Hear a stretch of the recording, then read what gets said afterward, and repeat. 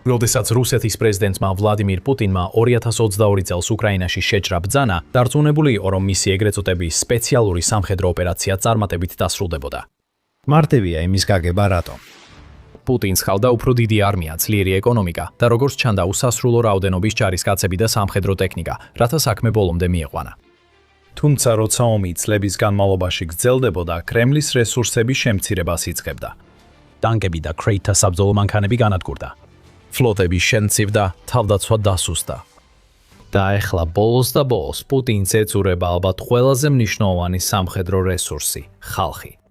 და თუ არ იქნებიან ადამიანები, რომლებიც მზად არიან დაიხურონ ჩაფხუტები, ჩაიცვან ჩექმები და ექმები და შიშის მონგრელ ფრონტის სასიკვდილო ზონებში შევიდნენ, სიცოცხლე საფრთხეში ჩააგდონ სამშობლოს დიდებისთვის, რუსეთს ნულოვანი შანსი აქვს ამ ომში გაიმარჯვოს.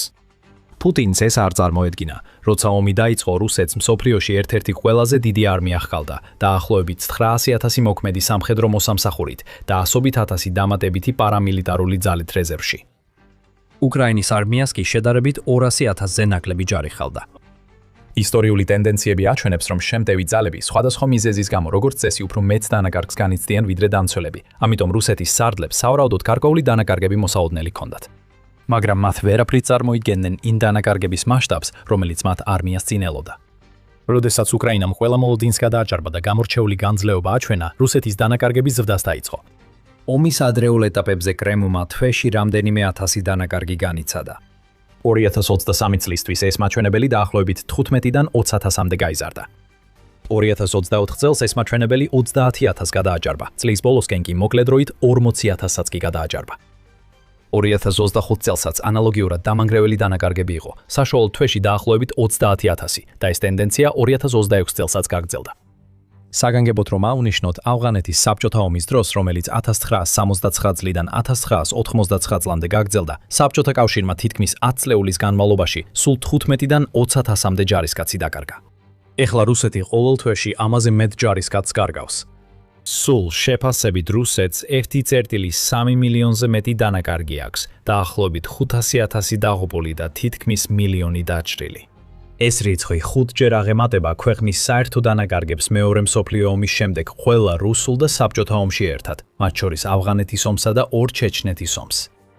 სტრატეგიული და საერთაშორისო კვლევების ცენტრის მიხედვით რუსეთმა განიცადა უფრო მეტი დანაკარგი, ვიდრე რომელიმე დიდმა სახელმწიფომ მეორე მსოფლიო ომის შემდეგ ნებისმიერ ომში. თუმცა ალბათ ყველაზე შემაძრწუნებელი ფაქტი ის არის, რომ ეს საშინელი დანაკარგები პუტინისა და მისი კრემლის თანამძრახველების თვალში კონფლიქტის პირველ რამდენიმე წელს რეალურად ასატანად მიიჩნეოდა. არ ქონდა მნიშვნელობა, რომ 10,000-ობით რუს ჯარისკაცს სახლში ცხედრების სტომრებში აბრუნებდნენ. არ ქონდა მნიშვნელობა, რომ ძმები, შვილები, ქმრები და მამები მასობრივად იხოცებოდნენ, ან ცხოვრების შემცლელ მძიმე დაზიანებებს იღებდნენ. არ ქონდა მნიშვნელობა, რადგან არმია მაინც წინ მიიწევდა, თუნდაც უმეტეს ადგილებში საკმაოდ ნელა და ყოველთვის იყვნენ ახალი რეკრუტები, რომლებიც მზად იყვნენ რიგების შესავსებად. სინამდვილეში რუსულმა არმიამ ომის პირველ წლებში კიდევ უფრო გაზარდა თავისი რაოდენობა. 2022 წელს ჩატარებული ნაწილობრივი მობილიზაციისა და შემდგომ წლებში რეკრუტირებაში განხორციელებული დიდი ინვესტიციების წყალობით. ქვეყნის მასშტაბით უამრავმა ჯანმრთელმა მამაკაცმა ნება-ოფლობით მოაწერა ხელი უკრაინაში საბრძოლველად. უმეტესობას დააჯერეს, რომ ომი ძალიან მალე დასრულდებოდა, ან რომ მხოლოდ რამდენიმე თვე მოუწევდათ სამსახური, სანამ ბარკს ჩაალაგებდნენ და სახლში დაბრუნდებოდნენ. ბევრი მოტყუდა, რადგან ეგონათ, რომ მარტივად გამოიმუშავებდნენ ფულს. ხელს მოაწერდნენ შედარებით უსაფრთხო ადგილას იმსახურებდნენ ფრონტის ხაზიდან შორს და შემდეგ სახლში დაბრუნდებოდნენ, რომ შრომის ნაყოფით ესიამოვნათ. ზოგიერთი კი შანტაჟის ან ფაქტობრივად იძულების გზით აიძულეს ხელმოწერა, რადგან რუსი რეკრუტიორები ძალიან ბინძურ მეთოდებს მიმართავდნენ. ზეწოლას ახდენდნენ ეთნიკურ უმცირესობებზე და ემუქრებოდნენ დეპორტაციით, თუ კონტრაქტზე ხელის მოწერაზე უარს იტყოდნენ. მეთოდებს რეალურად მნიშვნელობა არ ჰქონდა. თავარია, რომ არმიაში საკმარისი ახალი ჯარისკაცები შედიოდნენ, რათა დანაკარგები აენაზღაურებინათ და კრემლის საომარი მანქანა უკრაინაზე დაუღალავ იერიშს აგრძელებდა. მაგრამ ეს სამუდამოდ ვერ გაგრძელდებოდა. თუნდაც ქვეყანაში, სადაც მოსახლეობა 140 მილიონს აჭარბებს, მხოლოდ შეზღუდული რაოდენობის ჯამთელი ადამიანია, ვინც რეალურად მზადაა და სურვილიც აქვს ბრძოლაში ჩაერთოს. და რაც მეტი დრო გადიოდა, მით უფრო ხდებოდნენ იგივე ადამიანები, რომ თუ ისინი მართლაც დარეგისტრირდებოდნენ, დიდი ალბათობით საკუთარ სიკვდილს მოაწერდნენ ხელს. ამიტომ რეკრუტირება უფრო რთული გახდა, ხოლო რუსეთი უფრო მეტად სასოწარკვეთილი. ეს შანტაჟ გაცდა მათ ციხის საქმეებიდან გამაუპატიურებლები და მკვლელები გამოიყვანეს და თავისუფლებას დაფიდნენ, თუ ფრონტზე ერთ წელს გაატარებდნენ. მან ბრძოლაში ჩართვა ადამიანები მძიმე და სასიკვდილო დაავადებებით.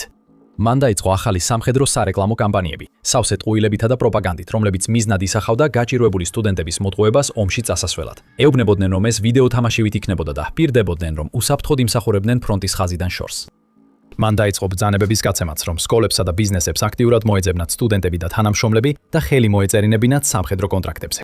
მან დაიწყო საზღვრებს გარეთაც მოქმედება, თავისი გავლენის გამოყენება აფრიკის მასშტაბით, რათა მოეტყუებინა ათასობით სხვა ეროვნების ადამიანი და ჩაება ომში, რომელშიც მათ არანაირი ინტერესი არ ჰქონდათ. საფრთხეში აკენებდნენ საკუთარ სიცოცხლეს ქვეყნისთვის, რომელსაც ისინი არ აინტერესებდა. საბრძოლო ველზეც კი რუსი მეთაურები უფრო დაუნდობლები და სასტიკები გახდნენ მათ დაქვემდებარებაში მყოფი ჯარისკაცების მიმართ. აწამებდნენ, სცემდნენ და იყენებდნენ მათ, ვინც თუნდაც უმცირეს სურვილს გამოხატავდა დეზერტირობისკენ. მაგრამ ეს ყველაფერი საკმარისი არ აღმოჩნდა დანაკარგების ნაკადის შესაჩერებლად და რუსული არმიის ნელ-ნელა, მაგრამ აუცილებლად შემცირების თავიდან ასაცილებლად. ციფრები ამას ამტკიცებს. 2025 წლის დეკემბერში ომის დაწყების შემდეგ პირველად რუსეთმა ოფიციალურად დაკარგა უფრო მეტი ჯარისკაცი, ვიდრე შეძლო ახალი რეკრუტების მიღება. 20.000 ახალი პირი ან რეკრუტირებული იყო, ან მობილიზებული, მაშინ როცა დადასტურებული დანაკარგები 30,000-ს აჯარებდა. ოპტიმისტებს იმედი ჰქონდათ, რომ ეს იყო რაღაც განსაკუთრებულის დასაწყისი. პესიმისტებს ეშინოდათ, რომ ეს შეიძლება უბრალოდ ერთჯერადი შემთხვევა ყოფილიყო, ცალკეული ინციდენტი, რომელიც აღსანიშნავია, მაგრამ ნაკლებად სავარაუდოა, რომ გრძელვადიან პერსპექტივაში რაიმე მნიშვნელოვან გავლენას მოახდენდა. შემდეგ მოვიდა 2026 წლის იანვარი და იგივე მოხდა. და ისევ თებერვალში, მარტში და აპრილში. 5 სრული თვის განმავლობაში რუსეთის დანაკარგების მაჩვენებელი აჭარბებდა მის გაწვევის მაჩვენებელს. ეს ერთჯერადი შემთხვევა არ იყო, ეს ტენდენცია იყო და ახლა ეს უკვე ისე ტენდენციად იქცა, რომლისთვისაც რუსეთი პასუხებს ვერ პოულობს, რადგან მისი ჯარში ხალხის მოზიდვის სტრატეგიები ვერ იძლევა საკმარის შედეგებს და საბრძოლო ტაქტიკა კვლავ იწევს დამანგრევალ დანაკარგებს. მართლა 2026 წლის თებერვალში შეჭრის მეოთხე წლის თავზე ეკონომისტმა გამოაქვეყნა საკუთარი მოდელირება რუსეთის დანაკარგებზე და დაასკვნა, რომ ქვეყანამ ბოლო 12 თვეში იმდენივე დანაკარგი განიცადა, რამდენიც ომის პირველ 3 წელიწადში ჯამში ჰქონდა. სხვა სიტყვებით რომ თქვათ, დანაკარგები მკვეთრად იზრდება სწორედ მაშინ, როცა გაწვევა კლებას იწყებს. ეს კატასტროფის რეცეპტია კრემლისთვის და ზოგიერთი შეფასებით ყოველდღიურად დაახლოებით 1000 რუსი ჯარისკაცი ან იღუპება, ან იღებს ჭრილობას, ან ტყვედ ვარდება, რაც იმას ნიშნავს, რომ ქვეყნის არმია თითქმის გარანტირებულად დასუსტება და შემცირდება, რაც უფრო დიდხანს გაგრძელდება ომი. და სურათი კიდევ უფრო მახინჯი ხდება პუტინისთვის, როცა ქვეყნის დანაკარგებს, უკრაინის დანაკარგებს ვადარებთ. თავდაპირველად, რა თქმა უნდა, უკრაინამ მართლაც სერიოზული დანაკარგები განიცადა. პირველი თვეები ძალიან მძიმე იყო კიევის ძალებისთვის, რადგან ისინი ცდილობდნენ შეგვებოდნენ რუსეთის შეჭრის სიმძიმესა და სისასტიკეს. დრები რამდენიმე მხრიდან უტევდნენ, უკრაინის ჯარისკაცები და მამაცი, სამოქალაქო მოხალისეები კი ცდილობდნენ ფეხზე მყარად დადგომას. ქვეყნის წარუმატებელი კონტრშეტევა 2023 წელს ასევე მძიმე მომენტი იყო, რამაც ბევრი დაღუპული და დაჭრილი ჯარისკაცი გამოიწვია. თუმცა ომის მიმდინარეობისას უკრაინამ შეძლო თავისი დანაკარგების შეზღუდვის გზების პოვნა. მან უფრო მეტად დრონებით ბრძოლაზე გადაიწია.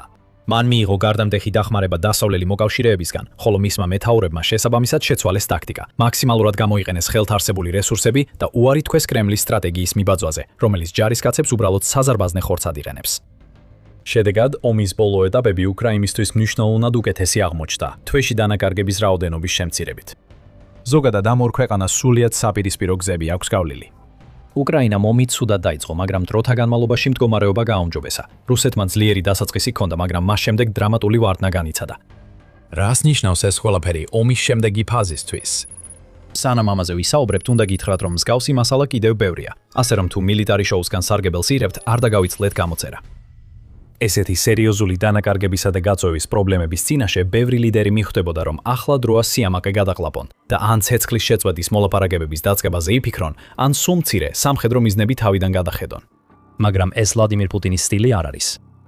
მრავალი ანგარიშისა და თავად კრემლის შიგნით მყოფი ოფიციალური პირების თქმით, რომლებმაც დასავლელ ჟურნალისტებთან ანონიმურად ისაუბრეს, რუსეთის პრეზიდენტი ჯიუტად რჩება დონბასის დაპყრობისა და ომის გაგრძელებების გადაწყვეტილებაზე, სულ მცირე ახლო მომავალში. ერთმა ოფიციალურმა პირმა კი განაცხადა, რომ ისინი ცდილობდნენ პუტინისთვის ომის შეწყვეტა და ამ დროისთვის მოპოვებული ტერიტორიების შენარჩუნება შეეთავაზებინათ. მათი თქმით, პუტინი მუდმივად პასუხობს, არა, ამ საკითხში კომპრომისზე ვერ დავალ. პუტინი კითხვის, რომ დონბასის სრულად დაპყრობა შემოდგომამდე შესაძლებელია. თუმცა მონაცემები სხვა რამეს მიუთითებს. რადგან რუსული ძალები არა მხოლოდ მასიურად კარგავენ ადამიანებს, არამედ სერიოზულად უჭირთ ტერიტორიის სწრაფად დაპყრობა. მაგალითად, ომის კვლევის ინსტიტუტის მონაცემებით 2026 წელს რუსულმა ძალებმა ამ დროისთვის ჯამში დაახლოებით 220 კვადრატული კილომეტრი, 85 კვადრატული მილი დაიკავეს. ეს დაახლოებით იგივე ზომისაა, როგორც სიეტლის ქალაქი. პასუხად უკრაინამ შეძლო და ხელახლა დაიბრუნა დაახლოებით 189 კვადრატული კილომეტრი, 73 კვადრატული მილი. ეს რუსეთს აძლევს მხოლოდ 31 კვადრატული კილომეტრის, ანუ 12 კვადრატული მილის წმინდა მონაპოვარს. 2026 წელს ეს პრაქტიკულად არაფერია. და ყველაზე ცუდი ის არის, რომ რუსეთმა ამ არაფრისთვის უზარმაზარი ფასი გადაიხადა. ზოგიერთი შეფასებით, წელს დონბასის რეგიონში აღებული ყოველი კვადრატული კილომეტრისთვის 300-ზე მეტი რუსი ჯარისკაცი მოკლეს ან ძიმედ დაჩვეს. დაღუპულთა რაოდენობა რეალურად მნიშვნელოვნად აღემატება დაჭილების რაოდენობას. ეს კრემლისთვის უკიდურესად ცუდი ამბავია. ფაქტობრივად ეს თითქმის უპრეცედენტოა. ჩვეულებრივ თანამედროვე ომებში მსხვერპლთა უმეტესობას დაჭრილი ჯარისკაცები შეადგენენ. ზუსტი რომ ვიყოთ თითო მოკლულზე ჩვეულებრივ 3 დაჭრილია. ზოგ შემთხვევაში ეს თანაფარდობა კიდევ უფრო მაღალია. მაგალითად, ერაყში აშეთეშუს თითოეულ დაღუპულზე დაახლოებით 7 დაჭრილი ჯარისკაცი ხავდა. რაც ნიშნავს, რომ ქვეყნის მსხვერპლის უმეტესობა სინამდვილეში დაღუპული კი არა, არამედ დაჭრილი იყო და ამ ჯარისკაცებიდან ბევრმა საბოლოოდ შეძლო თან ნაწილობრივ და ნაწილობრივ გამოჯამთელება და ოჯახში დაბრუნება. რუსეთში კი ეს თანაფარდობა პირიქითაა. წლების განმავლობაში ქვეყნის ხორცსაკეპი ტაქტიკების გამო რუსეთს საშუალოზე მეტი დაღუპული ხავდა. თითო დაღუპულზე დაახლოებით 2 დაჭრილი ჯარისკაცი მოდიოდა. მაგრამ ზოგიერთი უფრო ახალი ანგარიშის მიხედვით ახლა ასე ჩანს, რომ რუსეთი თითოეულ დაჭრილზე 2 დაღუპულს კარგავს. უკრაინული წყაროების თქმით, რუსული მსხვერპლის დაახლოებით 62% დაღუპულია, ხოლო დარჩენილი 39% დაჭრილი. ეს თანამედროვე ისტორიის ერთ-ერთი ყველაზე მომაკვდინებელი დაღუპულთა და დაჭრილთა თანაფარდობაა. რა თქმა უნდა, უკრაინელ ოფიციალურ პირებს ბევრი მიზეზი აქვთ, რომ გადაჭარბებით წარმოაჩინონ ან შეარჩიონ ისეთი სტატისტიკა, რომელიც მათ ინტერესებს შეესაბამება, მაგრამ არსებობს სულ უფრო მეტი დამაჯერებელი მტკიცებულება, რომელიც ამტკიცებს მათ განცხადებებს და ეს ყველაფერი ერთ რამეზე მოდის – დრონებზე. რუსეთ-უკრაინის ომი ბევრ თვალსაზრისში დრონების ომად იქცა. წინა ხაზები აბსოლუტურად გაჯერებულია უპილოტო საჰაერო აპარატებით, ანუ UAV-ებით. ისინი ცაში დაფრინავენ, სკანირებენ მიწას სიცოცხლის ნიშნების საპოვნელად და შემდეგ ზუსტად და დაუსჯელად ურტყამენ ნებისმიერ მტრის სამიზნეს, რომელსაც აღმოაჩენენ. ისინი მხოლოდ წინა ხაზზე არ მოქმედებენ, არამედ რამდენიმე მილით მის ორივე მხარესაც. შედეგად რუსი ჯარისკაცებისთვის თითქმის მონეტის აგდებას გავს, მიაღწევენ თუ არა ისინი წინა ხაზამდე უნებლად. იმ მცირე რიცხოვანი იღბლიანებისთვის, ვინც იქამდე მიაღწევს, კიდევ უფრო მეტი დრონი ელოდება, რომ ისინი გაანადგუროს. ბევრი მათგანი მაშინვე იღუპება კამიკაძე დრონების მიერ გამოწვეული აფეთქებების შედეგად. გარკვეულწილად სწორედ ისინი არიან იღბლიანები. იმიტომ რომ დაჭრილები ხშირად უბრალოდ მიტოვებულნი არიან ნეიტრალურ ზონაში, ნელ-ნელა სისხლდენენ თავიანთი ჭრილობებიდან, დახმარების ან ევაკუაციის შესაძლებლობის გარეშე. რადგან რუსი მედიკოსებიც იძულებულნი არიან იმავე სახიფათო ტერიტორიებზე გადაადგილდნენ დრონების მთელი ჯგუფების თავიდან ასაცილებლად, მხოლოდ იმისთვის, რომ საკმარისად ახლოს მივიდნენ და როგორმე დაეხმარონ თავიანთ დაჭრილ თანამებრძოლებს. როგორც ფილიპ ობრაენი, სტრატეგიული კვლევების პროფესორი და სენტ-ენდრიუსის უნივერსიტეტის საერთაშორისო ურთიერთობების სკოლის ხელმძღვანელი აღნიშნავს, თუ ახლა უკრაინელები 2 რუს ჯარისკაცს კლავენ თითო დაჭრილზე, ეს ომში განსაკუთრებული შემთხვევაა. ეს ჩემთვის არ ჩანს დაუჯერებლად, რადგან პირველი პირის ხედვის დრონების სიზუსტე ძალიან მაღალია და ის ფაქტი, რომ ბრძოლის ველზე დაჭრილი ჯარისკაცების ევაკუაცია მართლაც ძალიან რთულია. რა თქმა უნდა, ეს პრობლემა მხოლოდ რუსეთს არ ეხება. უკრაინასაც უწევს ფრონტის ხაზზე მტრის დრონებთან გამკლავება.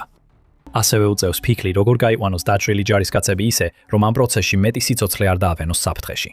მაგრამ განსხვავებით რუსეთისგან, რომელიც ჯიუტად და უაზროდ აგრძელებს იმავე ტაქტიკას და თავის ჯარისკაცებს ადამიანებად კი არა ხორცის ნაჭრებად ავიქვანს, უკრაინამ მოახერხა ადაპტაცია. მან იბოვა უფრო ჭკვიანი და ეფექტური გზები იმ გამოწვევების გადასაჭრელად, რომელთა წინაშეც დგას, მაგალითად უპილოტო სახმელეთო მანქანების გამოყენება ევაკუაციისას. უკრაინა ასევე წინ წავიდა რუსეთთან შედარებით დრონების რბოლაში, შექმნა უფრო მრავალფეროვანი და ეფექტური უპილოტო აპარატების არსენალი, რათა მოწინააღმდეგეს აჯობოს და დაჯაბნოს. ეს არის ყველაზე დიდი და მნიშვნელოვანი განსხვავება ორ მხარეს შორის. რუსეთი ხედავს პრობლემებს, მაგრამ რეალურად არ ეძებს გამოსავალს. უბრალოდ კიდევ უფრო მეტ ადამიანს აგზავნის და იმედოვნებს, რომ პრობლემები თავისით გაქრება. უკრაინა ხედავს პრობლემებს და პოულობს მათ გამოსწორების გზებს. ის არასდროს კმაყოფილდება არსებულით, ყოველთვის ეძებს გაუმჯობესების, უფრო ეფექტური გახდომისა და დანაკარგების მინიმიზაციის გზებს. და ეს ყველაფერი ნიშნავს იმას, რომ ის ტენდენციები, რაც აქამდე 2026 წელს ნახეთ, დიდი ალბათობით გაგრძელდება. რუსეთი გააგრძელებს თვეში 30,000-ზე მეტი ჯარისკაცის დაკარგვას. სინამდვილეში უკრაინის სამხედრო ლიდერები მზად არიან ეს რიცხვი კიდევ უფრო გაზარდონ, წლის ბოლოსთვის 40 ან თუნდაც 50,000-მდე. თუ ისინი ამ მიზანს მიუახლოვდებიან, ეს კრემლისთვის დამანგრეველი იქნება. რუსეთი თითქმის უეჭველია, რომ კვლავაც გაუჭირდება საჭირო რაოდენობის ჯარისკაცების მობილიზება, რათა თავისი დანაკარგები დააბალანსოს და ადვილი გასაგებია რატომაც. რუსი ხალხი შეიძლება ადვილად მოატყუეს ამ ომის დასაწყისში, მაგრამ 4 წლისა და უთვალალავი მარცხის შემდეგ მათგან ბევრს უკვე შეუძლია კრემლის ტყუილები დაინახოს. მათ იციან, რომ ომი კატასტროფად იქცა და ბევრს მათგან არ სურს მასში მონაწილეობა. მათ შორისაც კი, ვინც მაინც უერთდება, საუკეთესოები ნამდვილად არ არიან. ხშირად ისინი ეთნიკური უმცირესობების წარმომადგენლები არიან, რომლებიც იძულებულნი გახდნენ ებრძოლათ, ავადმყოფები ან კრიმინალური წარსულის მქონე ადამიანები. ასევე არიან სხვა ქვეყნებიდან, რომლებიც რუსულად არც კი ლაპარაკობენ.